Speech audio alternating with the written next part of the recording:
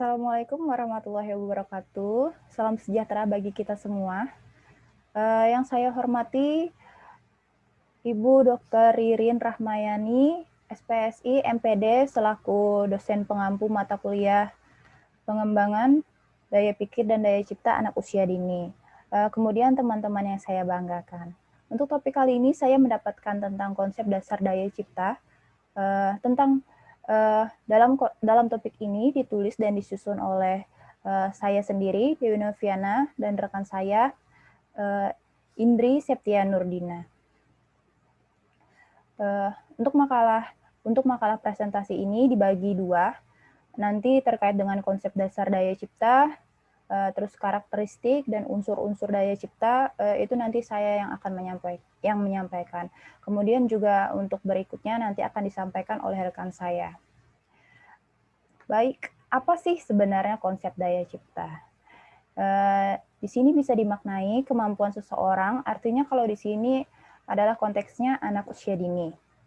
Bahwasanya daya cipta adalah kemampuan anak untuk menciptakan sesuatu yang baru yang menjangkau jangkauan luas yang berkaitan dengan kemampuan kognitif, afektif, dan kemampuan psikomotor. Daya cipta disebut juga sebagai kreativitas. Daya cipta meliputi kemampuan manusia dalam memusatkan pikiran untuk mewujudkan sesuatu yang baru. Banyak definisi tentang daya cipta atau kreativitas yang diajukan oleh para ahli yang satu sama lain memiliki sudut pandang sendiri-sendiri. Ada istilah definisi yang disampaikan oleh Utami Munandar menjelaskan bahwa biasanya orang yang mengartikan kreativitas sebagai daya cipta sebagai kemampuan untuk menciptakan hal-hal baru. Sesungguhnya hal-hal yang diciptakan itu tidak perlu yang baru atau sama yang aslinya, tetapi merupakan gabungan dari hal-hal yang sudah ada sebelumnya atau sesuai pengalaman. Kemudian menurut DB Turu dan Wijayaningsih mengatakan bahwa kreativitas merupakan suatu kemampuan yang dimiliki oleh seseorang dalam menciptakan suatu karya yang didapatkan dari berbagai macam ide, gagasan, dan imajinasi orang itu sendiri. Dan menurut Harlow mengatakan daya cipta disebut juga sebagai kreativitas. Ini hampir mirip-mirip dengan definisinya Utami Munandar. Dari beberapa definisi di atas, maka dapat disimpulkan bahwa daya cipta meliputi kemampuan manusia dalam memusatkan pikiran untuk mewujudkan sesuatu yang baru. Baik, bagaimana dengan karakteristik daya cipta? Yang pertama, memiliki dorongan ingin tahu yang besar. Jadi orang memiliki daya cipta yang kuat adalah orang yang memiliki dorongan ingin tahu yang besar. Yang kedua, sering mengajukan pertanyaan yang baik.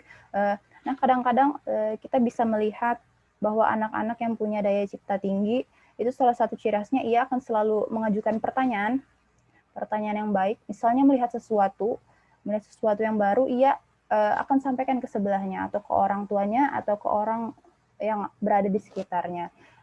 Apa sih sebenarnya yang ia lihat itu? Kemudian sering banyak gagasan dan usul terhadap suatu masalah. Kemudian bebas dalam menyatakan pendapat. Di sini dia tidak ada tekanan sehingga dia dapat mempunyai kebebasan dalam berpendapat. Kemudian ada menonjol dalam satu bidang seni, memiliki pendapat sendiri dan mampu mengutarakannya, tidak mudah terpengaruh oleh orang lain, daya imajinasi kuat, memiliki tingkat orisinalitas yang tinggi, dapat bekerja sendiri, senang mencoba hal-hal yang baru. Kemudian ada unsur daya cipta. Yang pertama ada unsur genetik, gender, kemudian kesehatan, minat bakat, motivasi, gaya belajar, kepribadian, unsur display dan lingkungan. Baik, yang pertama ada unsur genetik. Gen mempunyai pengaruh terhadap daya pikir dan daya cipta anak. Setiap anak mempunyai kode genetika yang diwariskan oleh orang tua. Selain menghasilkan kesamaan fisik yang jelas, gen juga menghasilkan ciri-ciri psikologis seperti kecerdasan, kreativitas, kepribadian, dan kecenderungan sosial. Ini hampir mirip dengan pepatah yang sering kita dengar, buah tidak jatuh jauh dari pohonnya. Bahwasanya kepribadian atau karakteristik orang tua itu bisa saja dibawa atau diturunkan ke anaknya. Kemudian ada gender. jenis kelamin berpengaruh terhadap daya pikir dan daya cipta. Anak lelaki yang cenderung dibesarkan dengan perlakuan yang lebih mandiri dan bebas dari anak perempuan tentu berbeda dengan anak perempuan yang mendapatkan perlakuan yang lebih kurang memberikan ruang eksplorasi atau lebih bebas. Ketiga ada kesehatan. Kesehatan mempunyai pengaruh terhadap perkembangan otak anak. Sehat dan aktifnya indera pada anak-anak berpengaruh pada perilaku dan suasana hati. Makanya anak-anak yang lamban berpikir, terus lamban berimajinasi itu juga mungkin salah satu faktornya adalah ketika kecil dia mungkin sakit-sakitan atau segala macamnya. Kemudian ada minat dan bakat. Minat adalah kecenderungan terhadap sesuatu secara lebih tetap. Adanya dorongan kuat dalam diri anak untuk melakukan sesuatu yang diinginkan. Minat menjadi sumber motivasi yang kuat. Berikutnya ada motivasi. Motivasi adalah dorongan internal dan eksternal anak yang diindikasikan dengan adanya hasrat dan minat. Oleh karena itu, setiap orang tua atau siapapun yang didekat dengan anak agar selalu memberikan motivasi, memberikan dorongan.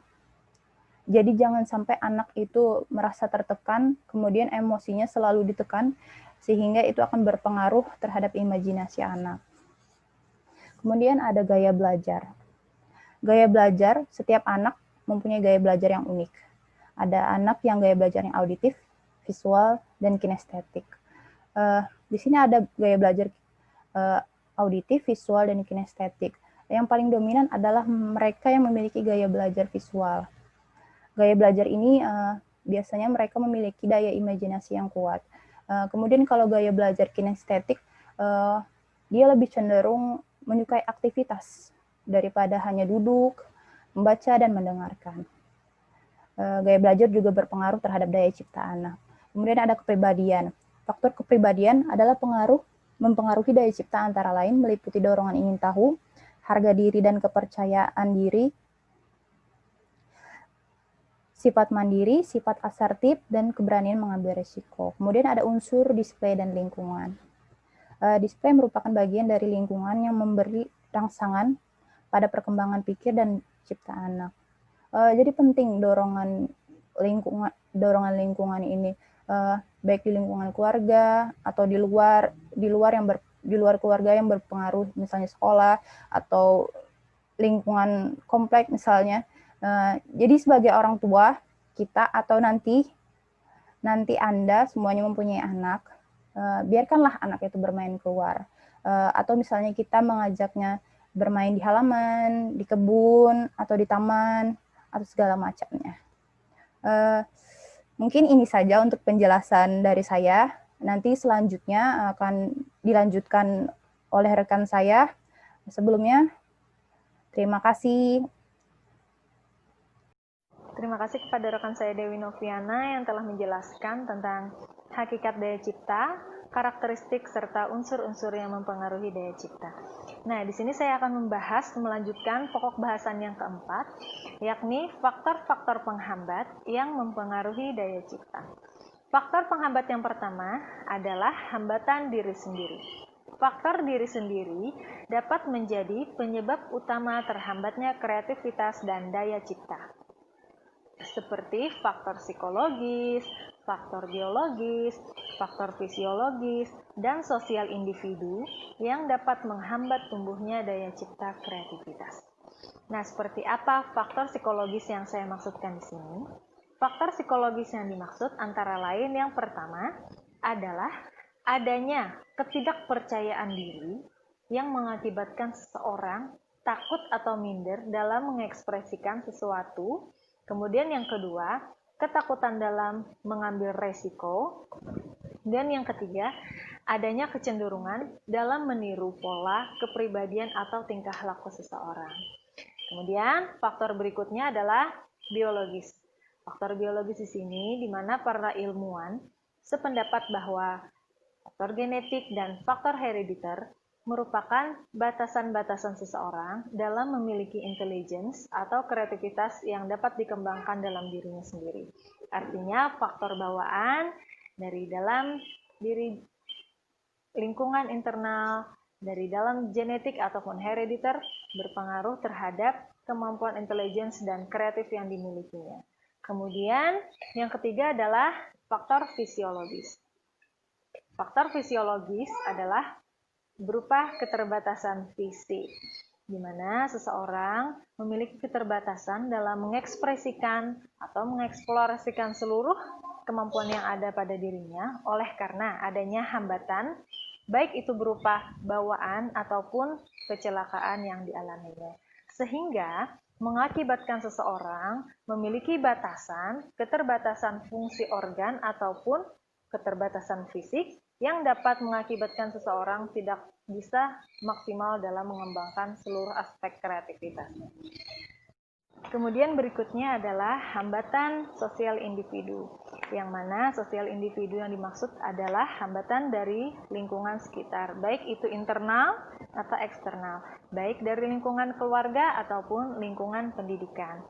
Seperti yang dikemukakan oleh teori John Locke, di mana lingkungan sangat berpengaruh terhadap aktivitas peningkatan daya kreativitas terhadap anak usia dini. Lingkungan berperan penting dalam pengembangan kreativitas anak usia dini. Kemudian yang kedua adalah hambatan pola asuh. Seorang anak yang dibesarkan di tengah keluarga yang terbuka dan saling menghargai akan berbeda perkembangannya dengan anak yang dibesarkan di tengah keluarga yang otoriter. Seorang anak yang dibiasakan dengan suasana keluarga yang terbuka, saling menghargai dan saling menerima, maka ia akan tumbuh menjadi generasi yang terbuka, fleksibel, dan penuh inisiatif. Berbeda halnya dengan anak yang dibesarkan secara otoriter. Anak yang dibesarkan secara otoriter tidak dibarengi dengan toleransi yang tidak memberikan peluang bagi anak untuk berinisiatif, maka yang muncul adalah generasi yang tidak memiliki visi di masa depan, tidak punya keinginan maju dan berkembang, dan tidak memiliki kreativitas yang luas, serta adanya cenderungan tidak memiliki rasa percaya diri. Adapun prinsip pola asuh yang dapat dilakukan dalam mengembangkan daya cipta anak diantaranya, yang pertama, buatlah anak menyadari dan menghargai kemampuan dirinya dalam menyampaikan ide. Yang kedua, biarkan anak belajar membuat perencanaan atau membuat keputusan sendiri dari kegiatannya. Yang ketiga, rangsanglah anak agar lebih peka terhadap lingkungan untuk merangsang minat dari segi bertanya dan bereksperimen. Kemudian yang keempat, doronglah agar anak menghargai pengalaman dan pengetahuan yang baru. Kemudian, pupuklah kepercayaan dirinya sejak dini. Kemudian yang keenam, dalam memberikan saran, jangan sampai menghilangkan rasa percaya diri dan kreativitas anak. Dan yang terakhir, hargailah anak di setiap usahanya. Kemudian faktor penghambat berikutnya adalah sistem pendidikan. Berkenaan dengan sistem pendidikan di Indonesia, Supriyadi berpendapat bahwa salah satu kemungkinan penyebab rendahnya daya cipta kreativitas anak adalah lingkungan yang kurang menunjang anak untuk mengekspresikan daya ciptanya, khususnya lingkungan keluarga dan lingkungan sekolah. Nah, biasanya sering kita lihat dan sering kita jumpai di lingkungan sekolah khususnya, beberapa aspek dapat menghambat faktor tumbuh kembang kreativitas anak. Di antaranya yang pertama adalah faktor sarana dan prasarana, kemudian faktor guru, yakni kurangnya kreativitas guru dalam pembelajaran yang menarik, kemudian kurangnya wawasan guru dalam mengembangkan metode, media, dan pembelajaran yang dapat mengasah kemampuan daya cipta anak, dan yang ketiga adalah sering terjadi pembelajaran yang monoton sehingga membuat anak bosan dan tidak mengekspresikan dan tidak menunjang akan keberhasilan daya cipta anak. Kemudian pembahasan selanjutnya adalah strategi mengembangkan kreativitas dan daya cipta anak usia dini. Dalam mengembangkan kreativitas dan daya cipta dapat dilakukan dengan berbagai macam strategi. Di antaranya yang pertama adalah melalui aktivitas penciptaan produk. Nah, di sini dapat dilakukan melalui kegiatan hasil karya atau hasil cipta. Dalam kegiatan tersebut, setiap anak akan menggunakan imajinasinya untuk membentuk suatu bangunan atau benda yang menggunakan sesuai dengan daya hayal atau daya imajinasinya. Kemudian yang kedua, melalui imajinasi. Dengan imajinasi, anak dapat mengembangkan daya pikir dan daya ciptanya tanpa dibatasi kenyataan dan realitas sehari-hari. Salah satu latihan yang mendasar agar anak berkreasi dan berimajinasi yaitu dengan kemampuan melihat gambar dalam pikiran. Kemampuan ini berfungsi untuk memunculkan kembali ikatan di masa lalu sebagai kemungkinan masa sekarang ataupun masa yang akan datang. Kemudian yang ketiga, melalui kegiatan eksplorasi. Kegiatan eksplorasi akan memberikan kesempatan kepada anak untuk memahami dan memanfaatkan olah jelajahannya berupa yang pertama, wawasan dan informasi yang lebih luas dan lebih nyata. Yang kedua, membutuhkan atau menumbuhkan rasa keingintahuan anak tentang sesuatu yang telah ataupun yang baru didapatnya. Kemudian yang ketiga, memperjelas konsep dan keterampilan yang telah dimilikinya. Yang keempat, memperoleh pemahaman tentang kehidupan manusia dengan berbagai situasi dan kondisi yang ada. Kemudian selanjutnya adalah memperoleh pengetahuan tentang bagaimana memahami lingkungan yang ada di sekitar serta bagaimana memanfaatkannya. Kemudian strategi selanjutnya dengan melalui eksperimen. Melalui eksperimen, anak akan terlatih mengembangkan kreativitas ataupun kemampuan berpikir logis, senang mengamati, meningkatkan rasa ingin tahu dan kekaguman pada alam, ilmu pengetahuan, dan Tuhan. Melalui eksperimen pula, anak dapat menentukan ide baru ataupun karya baru yang belum pernah mereka temui sebelumnya. Kemudian, strategi selanjutnya adalah melalui permainan musik. Kegiatan kreativitas di bidang musik bertujuan memantapkan dan mengembangkan pengetahuan dan keterampilan musik yang diperoleh antara lain. Yang pertama, melatih kepekaan dan rasa emosi, kemudian mencoba dan memilih alat musik yang sesuai untuk mengungkapkan isi ataupun maksud pikiran dan perasaan. Yang ketiga, meningkatkan kemampuan mendengar pesan dan menyelaraskan gerak musik.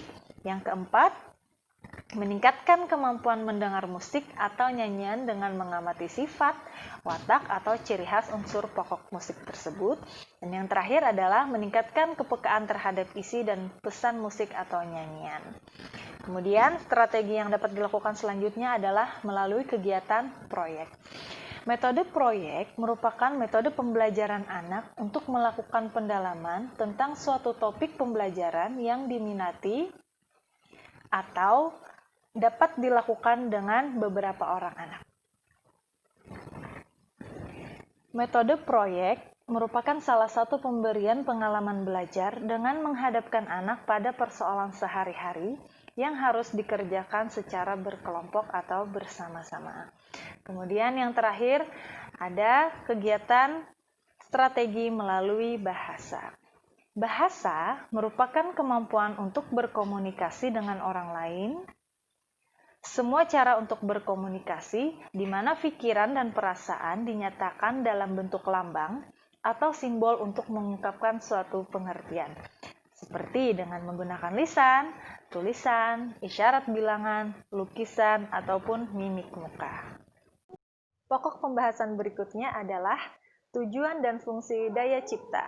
Adapun tujuan daya cipta diantaranya adalah yang pertama, mengembangkan imajinasi dan kreativitas anak. Yang kedua, memberikan kesempatan kepada anak untuk menciptakan sesuatu sesuai dengan kreativitasnya. Yang ketiga, anak dapat menghargai hasil karyanya sendiri. Adapun fungsi dari daya cipta itu sendiri adalah yang pertama, mengenalkan berbagai hasil karya seni dan kreativitas kepada anak. Yang kedua, memberi kesempatan pada anak untuk mengeksplorasi benda-benda yang ada di sekitarnya. Dan yang ketiga, melatih dan membiasakan anak untuk berpikir kreatif sejak dini. Dan yang terakhir adalah manfaat daya cipta secara umum. pentingnya pengembangan kreativitas atau daya cipta ini memiliki 4 alasan. Yang pertama adalah dengan berkreasi, orang dapat mewujudkan dirinya. Perwujudan diri tersebut termasuk salah satu kebutuhan pokok dalam hidup manusia. Kemudian yang kedua, daya cipta sebagai kemampuan untuk melihat kemungkinan-kemungkinan untuk menyelesaikan suatu masalah yang merupakan bentuk pemikiran yang sampai saat ini masih kurang mendapat perhatian dalam pendidikan formal. Yang ketiga, bersibuk diri secara kreatif tidak hanya bermanfaat, tetapi juga memberikan kepuasan terhadap individu. Kemudian yang terakhir, daya cipta atau kreativitas memungkinkan manusia meningkatkan kualitas hidupnya. Demikian paparan dari hasil makalah kelompok kami, kelompok 4. Mohon maaf jika ada kekurangan, kesalahan, dan kekhilafan. Sampai di sini. Wassalamualaikum warahmatullahi wabarakatuh.